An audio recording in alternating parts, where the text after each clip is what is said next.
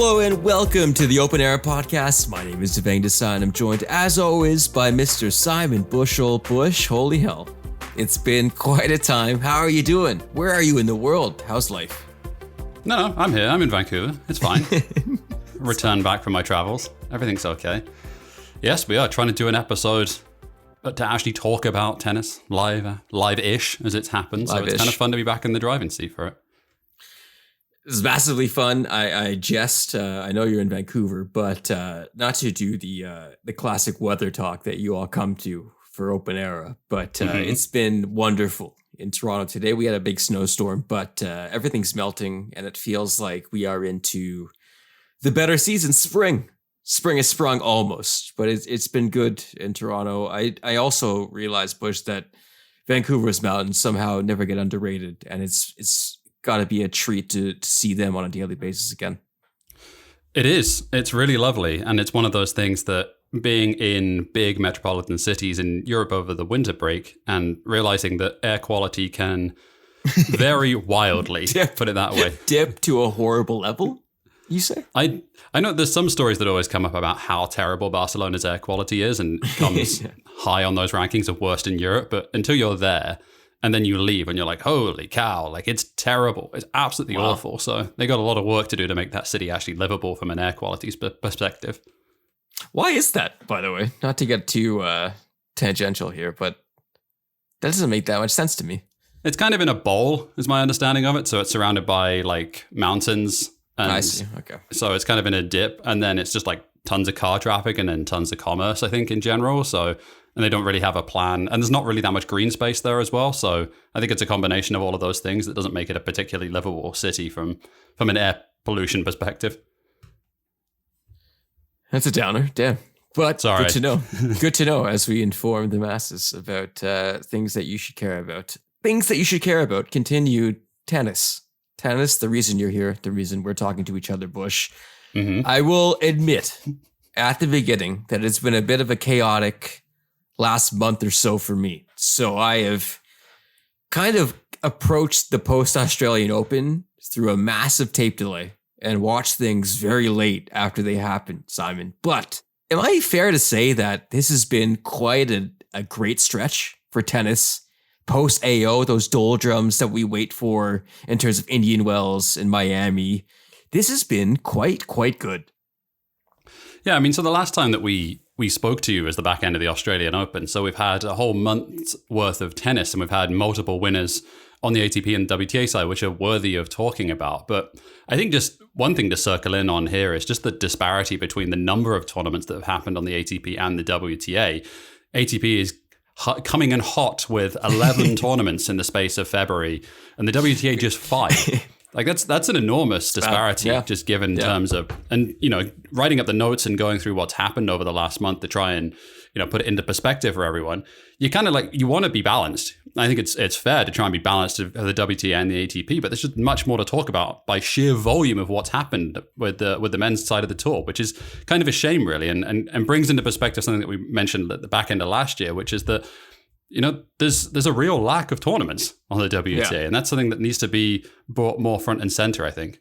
I recall a tweet that I think it was maybe last year, and it was commenting on how much time certain tennis podcasts devoted to the tours and how much they talked about the women's game and the men's game. And I think we were included in that as well, Bush, and it wasn't a favorable percentage. I don't know what exact week it was, but it was still pointed enough where it was like, yeah, I think that's the truth. And I think that's something that we have earnestly tried to tackle. But as two dudes talking about tennis, I think that's something that maybe we fall into old patterns. But the fact that there is just this dearth of tournaments, or the lack of, let's say, resources devoted to the women's game in comparison to the ATP, is troubling. It's super troubling.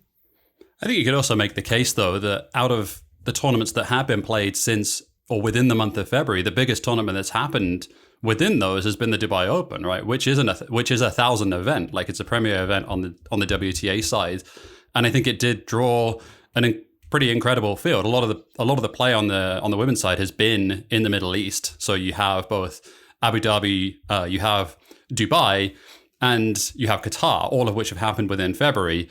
And I think that brings us nicely onto a discussion that Iga Swiatek is still Iga Swiatek, Dev. Like nothing has changed, despite reports of her death. It's very much not the case. One of my favorite rewatches, I think, was the battering of Jess Pegula in the final of the Qatar Open. I guess we can now debate again, is it Qatar or Qatar after the World Cup. I didn't think we'd have to return to this quickly, but I'll say Qatar. For the sake of this conversation, I'll say Qatar. But anyways, it was a battering. And it was one of, again, I think you said it well, Bush, one of those reminders that you kind of needed someone else to be involved here. You needed a foil for Iga.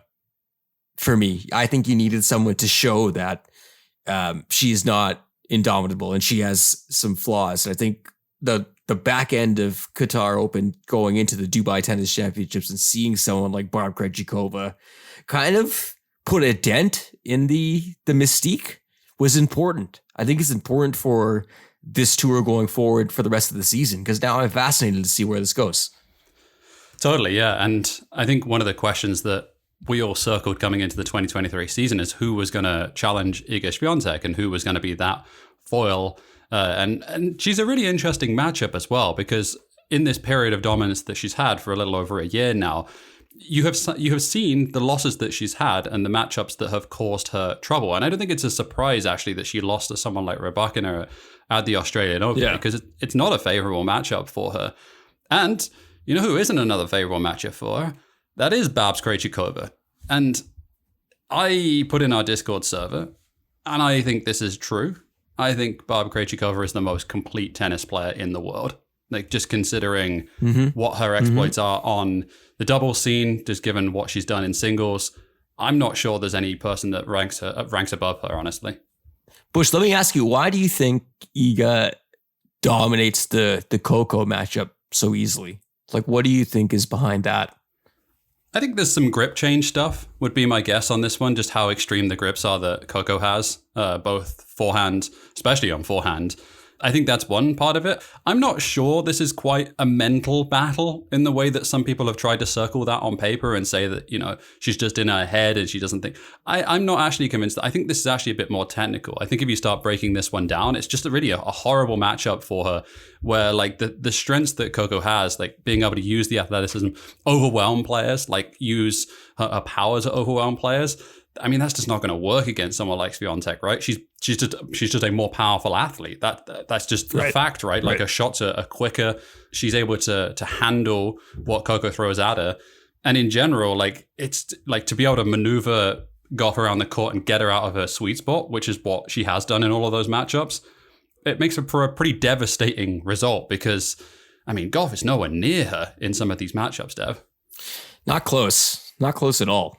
Like, and I think that's the most jarring part to me, because I don't think there are levels between them. That it's not a massive one, but it feels like it whenever they match up. And I think Coco and Jess Pegula have had pretty excellent post Australian Opens as well, as a doubles tandem, finding great success. I think they won that tournament in Qatar as well. So it's all about matchups, and I think not to dwell too much on the fact that I think we need some top level rivalries in the women's game. I think in general, we need this in tennis, Bush. Like, I think this is one of those things that, once again, spoiled by the past and spoiled by the greats, et cetera, but just having these repeat fixtures and having an ability to hyperanalyze a match 10 matches deep, 20 matches deep, if we get into that territory where they've played each other that many times, you can really dig into the minutia. And I think that's also something that I'm craving. And I don't think it's going to be like that for Barb and Iga.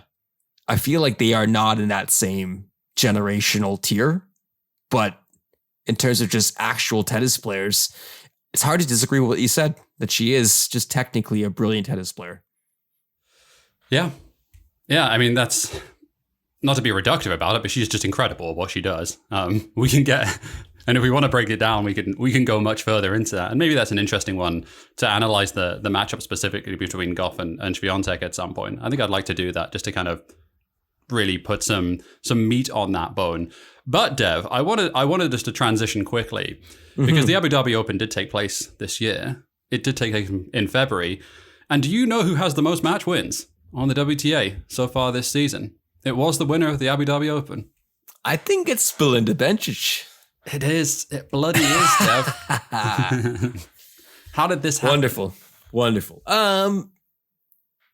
Here's the thing, though. I think this is Belinda's time. Like this time in the calendar, she excels. And not to denigrate the idea that maybe you don't show up as much at the majors, but the majors are just a small sample size as well. And I feel like, and this is not just me being a BB stan, Simon, but we value some tournaments so much more than others, and we kind of denigrate maybe the rest of the schedule and denigrate maybe the amount of weeks that go into maybe being a consistent performer, being a consistent member of that top 10 or top 20. And maybe we hyper focus on the fact that you had a howler in the first round at the US Open. Belinda Bencic will probably fall into that category where she's not going to be a multiple slam time winner, but uber consistent. When she's on, she's really on. And she's been on for the last few weeks. She has. She's a 2-time tour champion this season. She won Adelaide 2. The prestigious Adelaide 2. Excuse me. Where are my manners on that one? What's that joke in Arrested Development? Lucille 2. That's for all your Arrested Development heads out there. They really admit. I don't want to dwell on this as well, but give me the Grand Murray River Invitational. What happened to those incredible names they had during the COVID year? What else was that?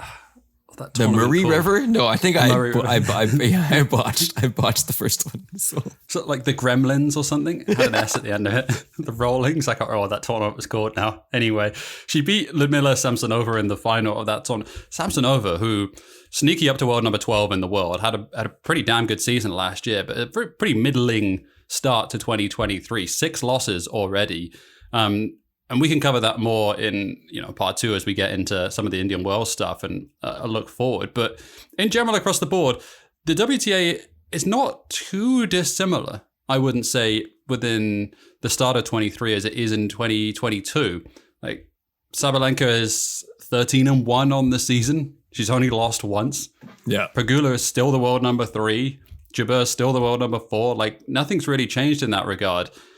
But I think just maybe some of the surprising things to see, someone like Katsukina falling back down to earth a little bit. 6 losses already and only 4 wins.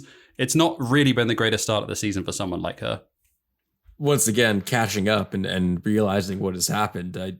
Nothing really caught me off guard. I think we're recording before the Monterey final between Caroline Garcia and Danii Medvedev, which I think will be very fun. But the Iga thing is like, it's going to take a matchup problem, Simon? Like, I feel like, once again, anyone on their day performing at their best level, maybe there's an ability for an upset. But I think just for Iga, it feels like she's not mastered the code, but she's figured out what she's figured out. And the rest of the people are playing catch up to some regard until you get an incident like Barb Krejcikova just being a baller. So how many other people are like that on the tour? I think Caroline Garcia is probably in that conversation as well, Bush.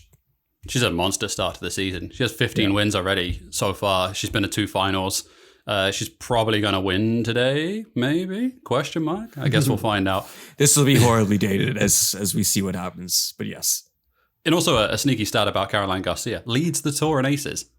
I did not know that. She's a huge serve, though. It's a massive serve. It's a massive serve, and what a weapon as well. I mean, we saw what Sabalenka could do with a serve on pinpoint and just having that in your bag and being able to basically book some free points. There's a lot of players that don't have that ability, and you can see where it gets them into trouble. That's not the case for her. Hardcourt wise, on the WTA, is there someone that you've picked out that you're most interested to watch for Indian Wells, Bush? Good question. Because I might go back to Zachary. And be like, what the hell what has happened? What's happening? Was the Breakpoint episode and which I thought was fascinating and a great look. And I think one of the stronger episodes where you actually got a glimpse into what really goes on for someone when they're battling, not the yips, but the idea that you can't really cross that final hurdle. It feels like that hurdle is just continuously now being pushed in the distance in a negative way. Yes and no. I think we've just not seen a huge amount of what she can do so far this season. She made the semi-final in Doha, which I think she looked back to being at a decent level there again. I still think she's going to have a big year. I really do. But I hope so. I'm earnestly rooting for her. I like her a lot. I think she seems like one of the more, not real, because I think that's unfair to people who I guess assuming are not real, but heart on her sleeve kind of person, you know? Yeah, I think if you want to be critical about some of the losses that she's had this year that sort of raise eyebrows, you can say that what happened in Dubai was a bit scary, like the way that she lost to Pliskova and just it looks similar. Yeah, it looks similar. It did, like, just completely dummied as well, like to lose 1 and 2 and not really play that well. I also think there's an element to this as well, is that gets overlooked, which is that there's just a shitload of travel which happens between January, February, and March to go from being down in Australia to flying back home sometimes, or playing in a European swing and then getting to the Middle East and then having to fly to North America. Like, there's just so much travel that happens in that time period that it's got to be really difficult to find any rhythm. And I know, like, there's no cry for me sort of situation here. Like, these players are still getting paid extremely well and all that sort of stuff at the top end of the game, but it's got to be really, really hard to handle the quantity of what is expected of you in a very short period of time. No, 100%. And I wonder, like, the probably one of the more underrated aspects of planning out your year, or like as a professional player, is the scheduling or planning what you're going to do. Or if you're going to decide to do maybe the North American swing where you play Linz and then you maybe go to Mexico and you spend a couple of weeks there and you play in the States and you're there for Indian Wells, or you do the Middle Eastern swing and you stick over there and then you got to fly to the States anyways. But as much as I was haranguing the fact that Maria Sakkari is confounding, she made a couple of semifinals, but I think that's the thing. Like, she's always around, but it's that next step, and I'm not quite sure if that's going to happen. And I don't want to be that defeatist about it, but it seems tenuous at best. I do hope for the best though, because like I said, I am a fan of hers. Just to keep going, WTA, maybe we'll do ATP off after the break, Bush, and we'll stick. Sounds good. On the WTA. Can we talk about the Canadians for a sec? I think sure. it's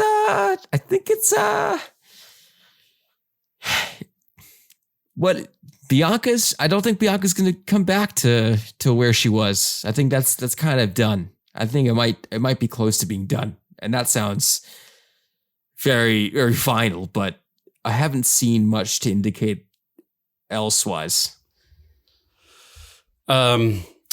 Yes. Okay. So let's break this down. Let's go Andreescu first, and then we can talk about Fernandez in terms of where she's gone through in 2023 so far. So, if you were looking for positives on the Andreescu front, I actually didn't think that she played that badly against Rybakina. I actually thought she looked relatively okay. Bearing in mind that Rybakina is coming off just being in the final of a Grand Slam and really just being an incredibly good player at the top of her form, and has really been an excellent player, a top tenner. There's not a huge amount to look at over the last, in terms of a body of work from Bianca Andreescu. It's starting to really look like there's not a huge amount that's going to cement her as a top 10 player. And I think you have to start looking at this in terms of long term, right? You can look at patterns and you can look at outliers. And I think that's kind of where I'm coming back to with actually both of these Canadians, which is, were those finals, or those wins in this case, just outliers? Or were they conducive to a larger body of work that they are putting together? And in the case, it certainly kind of looks like an outlier at the moment in both of their situations. Yeah, and like, I think I was being way too reductionist when I was saying, like, is she done? Because she's still in the top 40 in the world, and like, she's obviously quite capable. And I think in Thailand, like, if she was healthy, maybe she beats Tarasenko in that semifinal, right? But I think that is my concern, and maybe being a consistent top 10 player is just not in the cards. I think I had a different perception of where maybe Layla could net out and be slotted in and have that more consistency. And I'm a bit not taken aback, but these are growing pains. And I think the conversation we have regarding Layla is not too dissimilar to me than the one that's been had about Emma Raducanu, Bush. I don't know if you find that conversation at all similar at all, or they're just two unique cases. I actually think they're quite different in some ways. Fernanda's playing a lot of doubles this year. I don't know if that's a conscious choice, like that she wanted to improve certain things in the game, or whether the camp wanted to push her in that direction. But yeah, I'd say they're different. And I would actually kind of draw people's attention to Fernandez's losses this year. There's a couple of I would say there's only one really bad loss in the course of the year. Everything else that she has lost in the tournaments that she has done, I don't know that they're expected losses, but they're not losses that you look at and you go like... Is it the Pliskova one in Qatar? I mean, that's not a bad loss, right? Like Karolina Pliskova is the top seed at this tournament. Like, that's not exactly like you're going down in flames to someone who is ranked 200 in the world and not putting up a good performance. And like the rest of her season, I think, is pretty much a pattern of that. If I know this is damning with faint praise, and I don't mean it to be that, but she kind of does look a bit like the world number 32. And I think that's okay. Yeah. I think that's fair. I think she's now current rankings, live rankings, love that site, 49th in the world, Simon. So the other thing is that she had to qualify for that tournament, and she lost to Pliskova because they both had to qualify, which is again a sign of how ridiculously stacked the WTA is. But maybe before we close here, Bush, is it Iga? What's the story for you post Australian Open on the women's side? Because I think it's hard to walk away from that Dubai final and not consider just the wonders of Barb Krejcikova as maybe the biggest story after Iga was bossing everyone. If I had to summarize it in one line, it's still Iga's tour? Question mark. Dot. So like it is, or is it? That's kind of where I net out for the first few months of the season.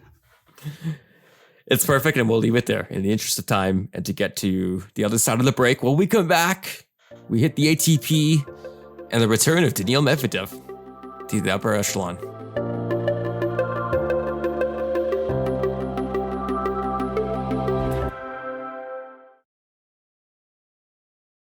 Welcome back to the Open Era podcast. We talked WTA in the first segment, Bush. We return to the ATP where, I'm not going to lie, I did not have many hopes for this portion of the calendar. Mm-hmm. I didn't have an idea of like, oh, we're going to have maybe the return of a prodigal son back to the upper rankings, or we had Yannick Sinner doing his thing in Montpellier, or having Felix Auger-Aliassime resemble Denis Shapovalov of last year in the worst ways. I didn't think we were going to get all these things, but we got a lot of stuff, and I think there's a lot of different ways you can go here. So I'm curious where you want to start. Who has most tour wins on the ATP Tour? Is it Danii Medvedev? It is not. Danii Medvedev is second. In first place, it is Cam Norrie. Killer Cam! 18 match wins, 3 losses. What better place to start than chatting about the saga? If we're looking at these as Rocky movies, we got Rocky 1 and Rocky 2 between Carlos Alcaraz and Cam Norrie. When's Act 3? The completion of the trilogy. Give it to us, people. Come on. I'm being facetious. But in general, these were really fun matchups. Great. And these two played each other back to back, both in finals, one winning one winning the other. They were absolute wars. It's great to see Charlie back. And it's also, honestly, great to see Cam Norrie getting some of the recognition that he deserves. I was saying this to my friend, but Cam Norrie reminds me, Bush, of like he's someone that gets the most out of his abilities in the best way. We probably wouldn't argue he's not the most technically talented or just given that gift of being a prodigy, but God, he works hard. And the Rio final, I thought, was some of the best theater I've seen on a tennis court this year. It was really good.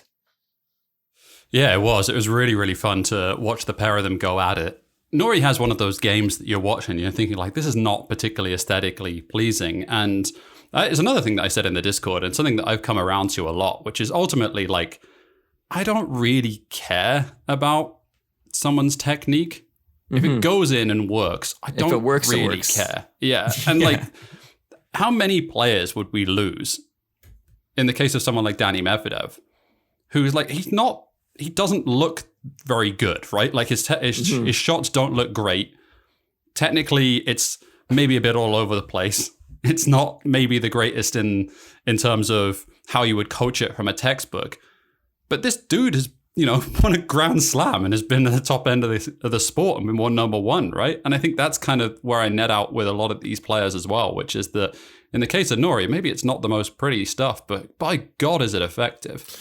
If it works, it works. And another testament to the U.S. collegiate system, I think, who are rightfully probably deserving their shine in the sense that the track you need to take to become a pro or the track you need to follow, Bush, it varies. It varies to an extreme degree. And as much as I think there's a lot of reasons to support maybe the Jannik Sinner way or the Carlos Alcaraz way, where you're obviously dedicated to this and this is the goal and this is the passion from your like 12, 13 years of age. Or you can go to school, get a degree, and be a player. Be someone who can not only just carve out a living, but become someone that's consistently in the mix for big titles, but also majors and like being a problem for some of the top guys to solve. So I think that's wonderful to see. And I've always liked Cam Norrie just to watch the idea of someone who I feel like I could have played on a court growing up, Bush, and be like, yeah, that guy's clearly better than everyone else, but also he's not that much better.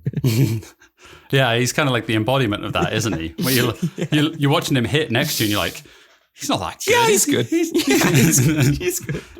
Yeah, you're like, but he is. Clearly he is. Clearly he is.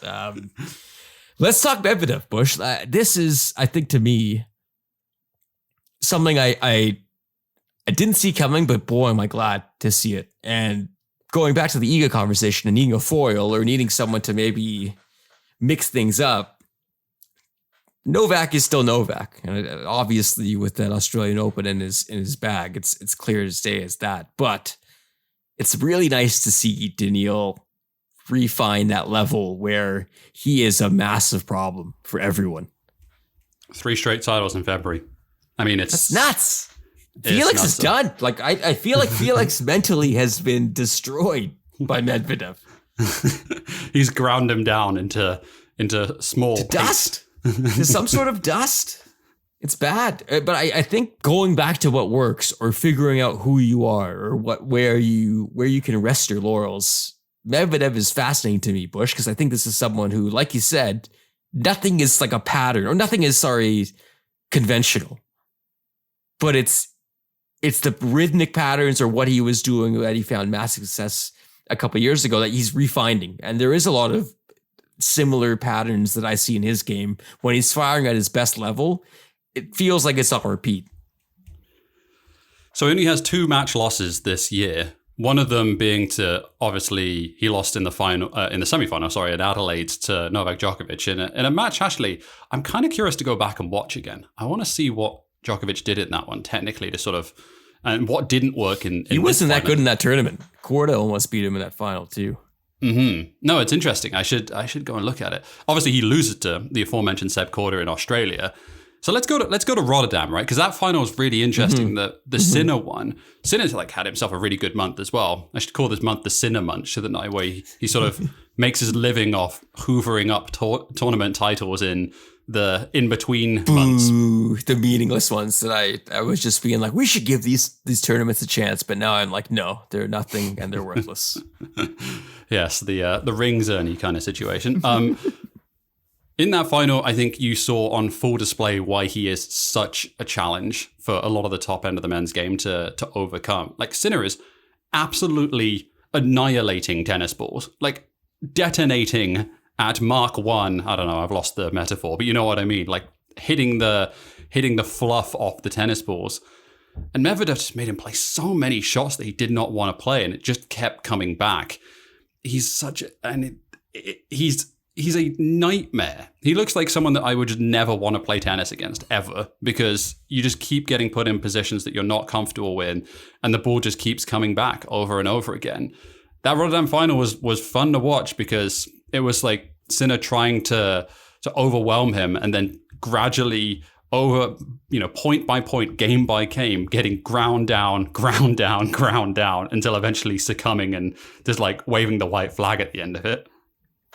He found those patterns, and I mean, it's a 3-setter, it's a final. He's come from behind, but it did kind of feel academic at a certain point, which maybe is not what you expected when you see the scoreline. And it's a testament to him. I think we go to Qatar and Andy Murray, who, I mean, the final was the final. Talking about revelations or holy hell, what did I miss and what has happened? But my God, maybe we were wrong, Bush. Maybe he is just fine. Maybe he is just a physical super freak who can just play like this forever. Where's Murray in the rankings now? Is he inside of the top 50? Good question. He must be inside of the top 50 now. I'm really curious. Looking, he is 54. I think he's, just ahead of Jack Draper, actually. 54. Interesting. I mean, was this good? Like, was this cool? It was cool, right? To see him somehow keep doing this, but also why? But also, I guess. Let's ask a broader question about Andy Murray to the audience as well. At which point during the Qatar Open did you think he was going to die on court? Which match did you look at? Definitely the La Heca tiebreak, I think, was like, okay. The Zverev match I just found wonderfully cathartic for many reasons, but who are we to say anything about where Andy Murray is at or physically or if he wants to do this? But this was properly inspiring to a certain extent where it was then becoming, why is he doing this? Speaking of someone who turned 34 fairly recently and seeing Murray only being a year older than me and just being like, I'm not sure I could I do a 3-setter at the moment? It's wicked. No, it's wicked. And again, moments like this, like that week that he had, and especially the fact that he won the La Heca match was cool. It was goosebump inducing and feel fortunate, but also I think you saw the gulf maybe or where this levels off in the final against Medvedev. In the final, I don't think he played badly in either. But it should be noted on this one as well that the ATP and tennis in general is absolutely friggin' desperate for storylines and for personality.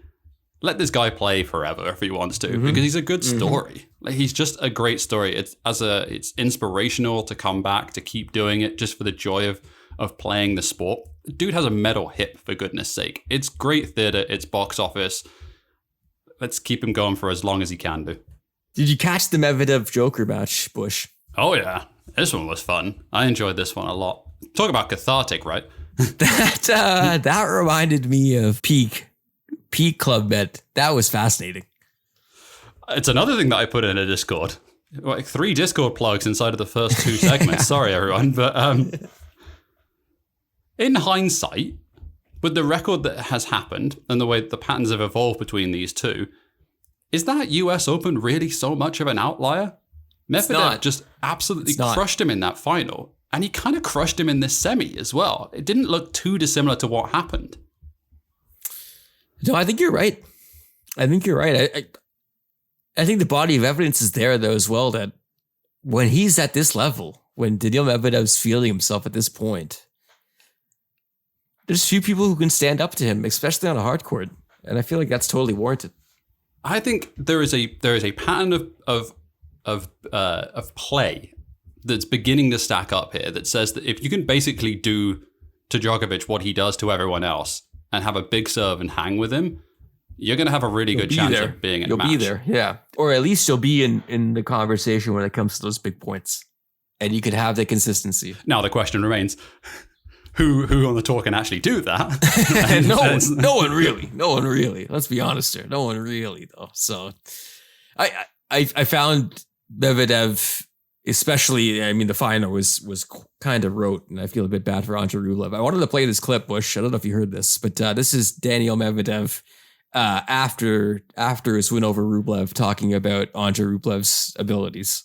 I remember not long ago, one player said that he has just few weapons, and I was reading this interview. I was like, come on, how can you say this? In my opinion, Andre is one of the most skillful players on the tour.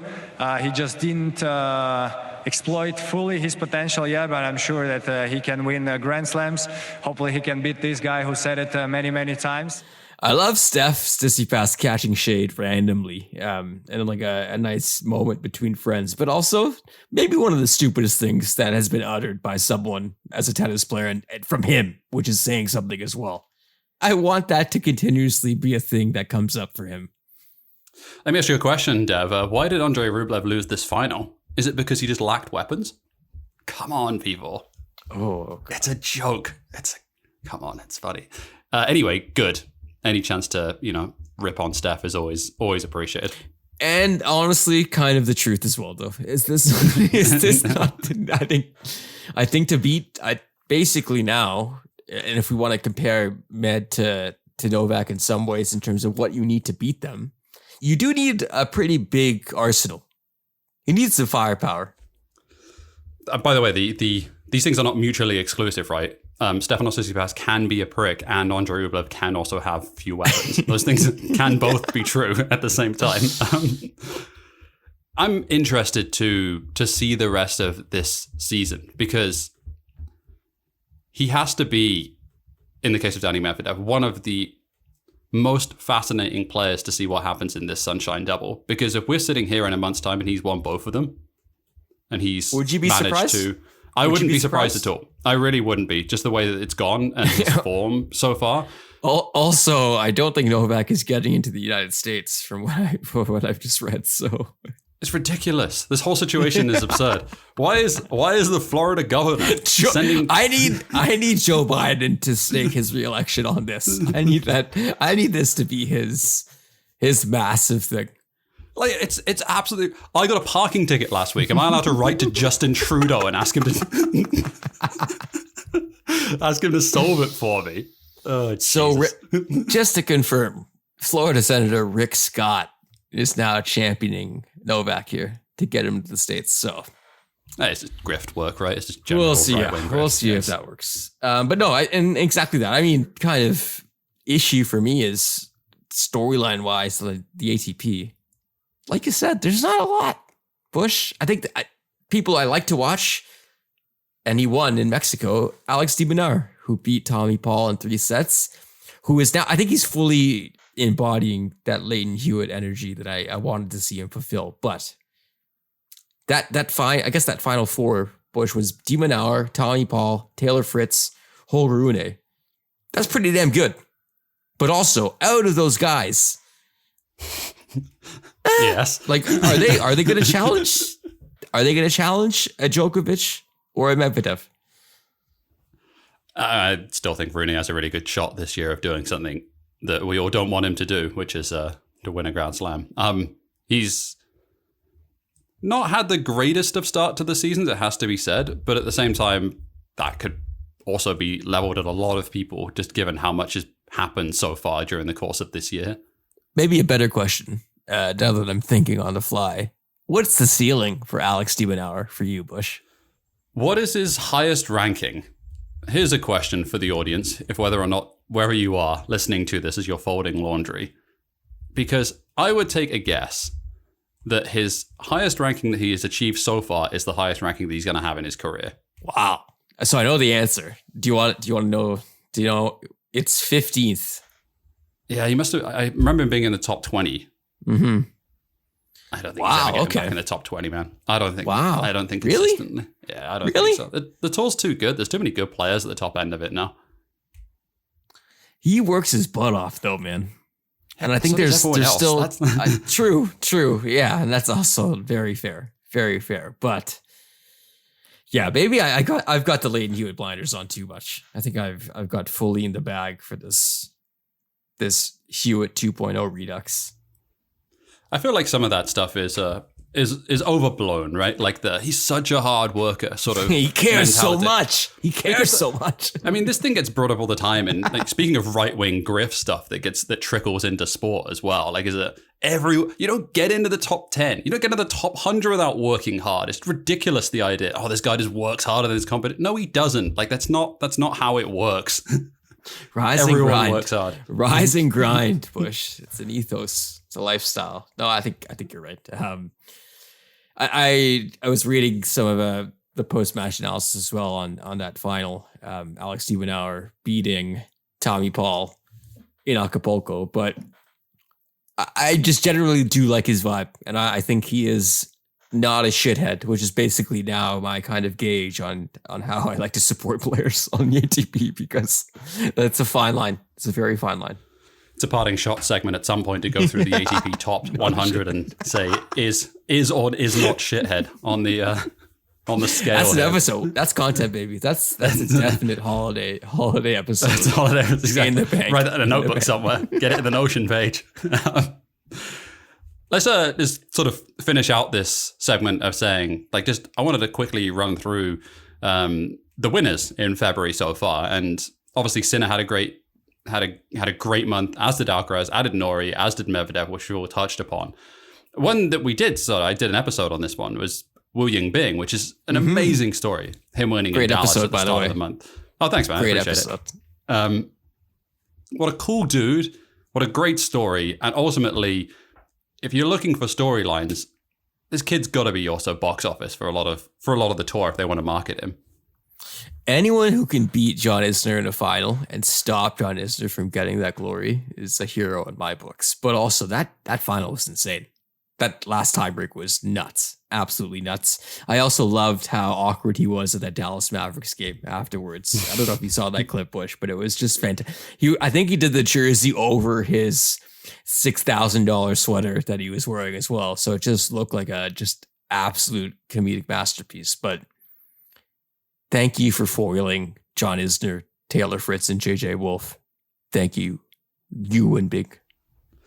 He also just a wonderful winner's photo wearing the cowboy hat and just looking so incredibly awkward. The same. So did George Bush come out for this one again? Was W in attendance? Because I remember last year that was bad. Is Ellen DeGeneres there as well, right? Yeah, Jesus Christ. Come on, we've all made mistakes, Dev. Like haven't we all been war criminals at one point in our lives? To go back to what you were saying, Bush, about like and to gloss over that quickly.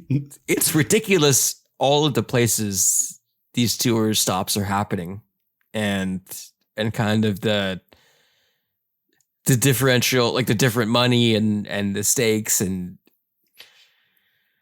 not complaining in the sense that I think I like just having tennis on all the time and I like to watch a lot of it, but it's kind of hard to drive a narrative, sometimes. They really could benefit from following some of the F1 idea, right? If you're going to have a long season, having 18 weeks in different stops, I really would love to sit down in a board meeting with the 2 or the 3 tours all together and think about how you could, go to one part of the world or specifically focus on trying to like have everyone in one spot and just trying to make it a bit more cohesive in that regard so that you're not having all of these disparate tournaments all over the place, having the quantity of travel. And I think like, obviously from a labor standpoint, that's great because you're asking less travel. You could combine everything together and have bigger prize pools and just be in general, be a better position for the rank and file of the tour and the top end, everyone, in fact, just for labor perspective. And then also from a climate perspective as well, just trying to have less of that all over the place travel and more elements where it's all in the same spot. I think that would be really interesting to take a look at. It's well said. Should we leave it there? Anything else ATP wise on your brain? Oh, I'm sure there is, but we can find it in parting shots. Cool. We'll take it there. After the break, we close up this week's episode with parting shots.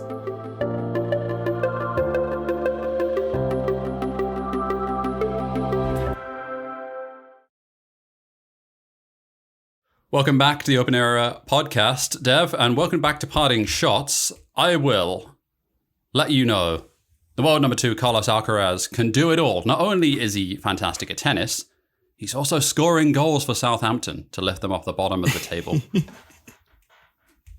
Did you see this? Anyway, I did see this. Fascinating. Let's kick off parting shots with some congratulations, which I think are in store here, to see Novak Djokovic pass Steffi Graf, cumulative world number 1 ranking. The quantity of weeks and the amount of time is really stunning. It's really honestly like quite amazing to think about the breadth and how long it's been that he's been at the top end of the sport. And I think as much as we sort of, rag on him for many things, but there's no denying how effective he is as a tennis player.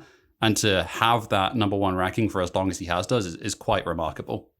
100%. Incredible achievement. And I think this is one of those ones as well that you could tell it means a lot to him as well, for just as someone who cares about tennis and likes tennis a lot, which I think you can clearly see Novak Djokovic does, and he cares about the sport. I think V posted this in the Discord, Bush, but since Novak first got to number 1 in July 4th, 2011, just looking at some of the other people that were in the conversation at the same time, it's pretty remarkable. I think Nadal is the closest, 107 weeks, but it's all Novak, and it's basically been that way for the last 13 years to a staggering degree. So, I mean, you got to tip your cap.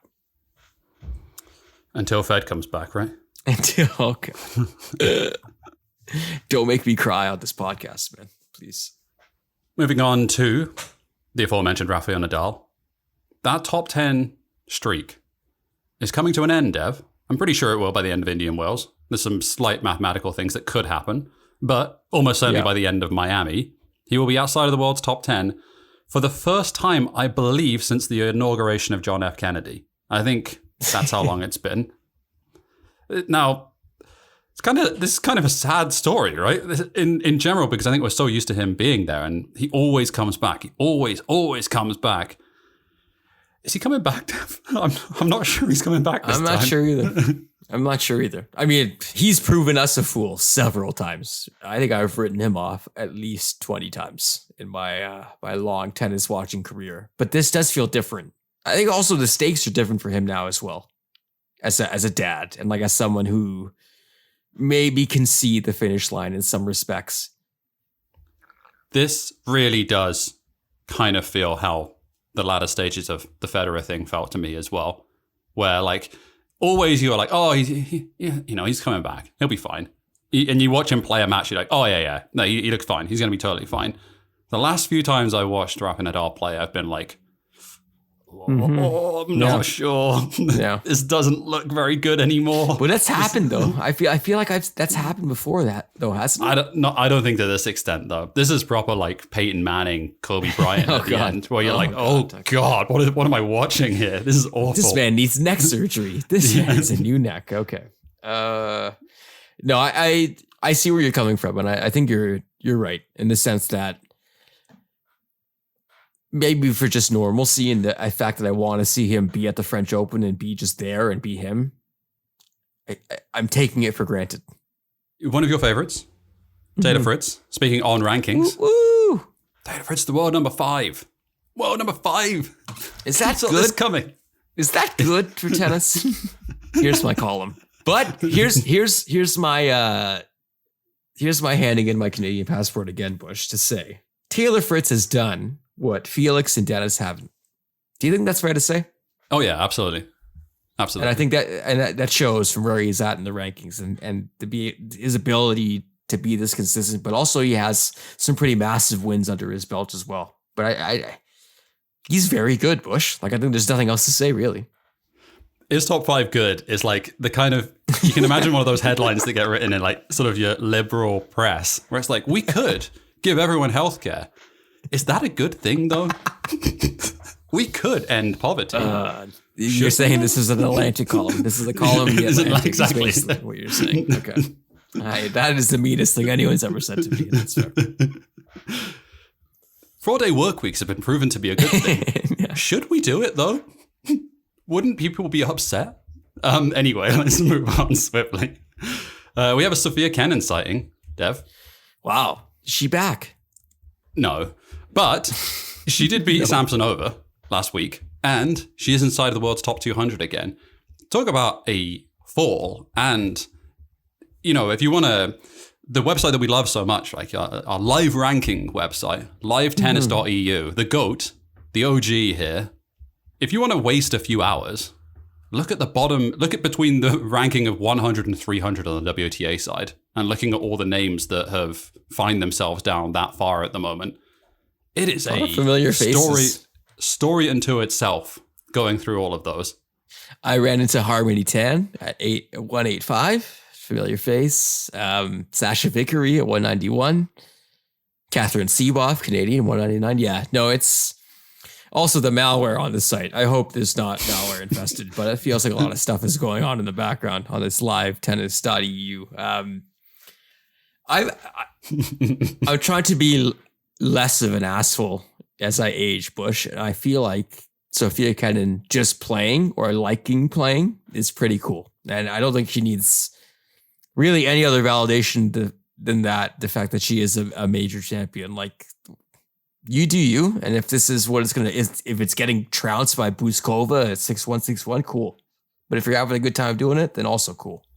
2 finals, 2 Grand Slam finals, and a winner. Craziness. Yeah. It's a bit of a blur. That is one of the biggest outliers I can think of anything in modern tennis of how she got to that French Open final. It baffles my mind. Anyway, let's move on from it. Best of luck to Sofia Kenin. We want to see you at the back of the top end of the game. Someone who's currently one of the 60 former? Nah, that's too harsh. Yeah, maybe 60 former top 10 players who are giving birth at the moment. Simon just piling on. Piling shots. It's great though, right? Like, in the sense that it is great. It is these people actually taking the opportunity to be away from the sport. To live. Go do you. Have lives. Right? Exactly. Have lives. Yeah. Don't dedicate yourself to this awful sport. We love this sport. That's why we do a podcast on it. We're the people we're the sickos in the glass watching, saying, haha, yes, as we watch people destroy themselves in the pursuit of weird holy grails. Angelique Kerber announced this week the birth of her daughter, Liana Kerber. Good name. Great name. It's just, I don't know, that's not a portmanteau at all, but it reminds me of just a thing that sounds nice to say. I think it's that L-I sort of start to a name. Mm-hmm. Liliana, Liana, that's all kind of Lily. That's all very nice. In the same vein, I saw Naomi Osaka hitting while pregnant. Do you think she would win a futures event? Yeah. How many months pregnant could Naomi Osaka still win a tournament at futures level? I was talking to producer Greg about this before, Bush, but I read a story that Serena's daughter Alexis is like not super into tennis, so like she's not having a fun time playing it. And I'm like, yeah, because like you're around it and you're a kid who just wants to do other things than watch tennis, and there's just too much of it going on. But she's already technically a major champion, is she not? Because she was in the womb at the time when Serena won. So interesting. I think there's a precedent being set here. She the lowest ranked player to ever win a Grand Slam. Could you imagine being 5 and watching that much tennis and how much you would hate what's happening around you? Like, I don't think I would have liked tennis that much at that age. I still find it bizarre that kids of professional athletes go into the same sport. Because I think you want to get as far away from it as humanly possible. I definitely understand the idea that those kids go into different sports. Like, I think seeing someone like Jaden Agassi being like a really good baseball player, it's like, oh yeah, I mean, it totally makes sense, right? Like having someone around who knows. I'm an athlete. I just don't want to do that sport. Exactly. Yeah. Is tennis that inviting? Like, if you're like it's so lonely. It's such a grind, and you have to go all over the world, and you're barely ever home. I mean, it's kind of cool for a while, I guess. It's the perfect place for nepotism, though, as well. So I feel like there's some comfort there. You know, like there's some safety. It's true. It is true. Speaking of nepotism, should we talk about Casper Ruud for a second? Yeah. Once again, I just want to bring up the fact again that on Breakpoint, in which he's talking about his road to playing tennis and becoming this guy. He never mentions that his dad was a professional tennis player on the damn ATP. In what world was that not important? Is that like the Dua Lipa thing, right? Like, no, like I'm so humble backgrounds. My dad is like a Grammy Award-winning musician or something. It's outrageous, frankly. It's Diamond selling record artist. And not to pump your own tires, but he has been horrendous this year as well. So perhaps there's a correlation. What we're actually talking about at the moment is a TikTok that was made by Caroline Ruud, Casper Ruud's sister. This is good content. Hashtag good content. Showing various different Ruud outfits throughout the year and showing the now patented Casper Ruud head bump from side to side. This is not the George Clooney head wobble. This is the Casper Ruud head bump instead.